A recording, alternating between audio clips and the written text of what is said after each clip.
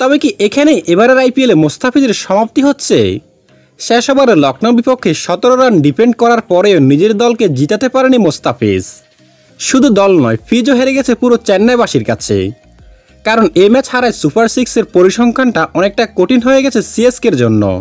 দর্শক, প্রথম ওভারে 4 রান দিয়ে 1 উইকেট। শুরুটা এমন দারুণ করলেও শেষটা সুন্দর করতে পারেনি মোস্তাফিজুর রহমান। তার খরচে বোলিংয়ের দিনে ঘরের মাঠে লখনৌ সুপার জায়ান্টের বিপক্ষে হেরেছে চেন্নাই সুপার কিংস। গতকাল আইপিএল নিজেদের অষ্টম ম্যাচে লখনৌর বিপক্ষে 6 উইকেটে হারতে হয় চেন্নাইকে। আগে ব্যাটিং করে অধিনায়ক ঋতুরাজ গাইকোয়াড়ের 108 রানের উপর ভর করে 210 রান সংগ্রহ করে চেন্নাই। জবাবে 3 বল বাকি রেখে জয় পায় লখনৌ। চেন্নাইয়ের মাঠে চিরাদাম স্টেডিয়ামে এটাই সর্বোচ্চ রান তাড়া করে জয়ের রেকর্ড তাদের। শেষ 3 ওভারে জয়ের জন্য 47 রান ডিফেন্ড করতে হতো চেন্নাইকে। 18তম ওভারে বোলিংয়ে এসে 2 ছক্কায় 15 রান দেন মোস্তাফিজুর রহমান। পরের ওভারে শ্রীলঙ্কার পেসার পাথিরানও 15 রান খরচ করলে শেষ ওভারে সমীকরণ দাঁড়ায় 17 রান।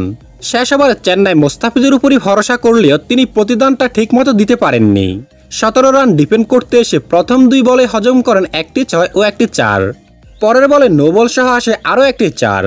এর পরের বলে আবারও 4 হজম করেন মোস্তাফিজ। ফলে 3 বল বাকি রেখে জয় পায় লখনৌ। 3.3 ওভারে মোস্তাফিজের ফিগার দ্বারায় 51 রান নিয়েছেন কেবল একটি উইকেটে। এখন প্রশ্ন হলো, এমন খরচে বোলিং করার পরেও কি চেন্নাইয়ের পরবর্তী ম্যাচের একাদশে জায়গা পাবে মোস্তাফিজ? হ্যাঁ দর্শক, সেটা এখন সময় বলে দেবে।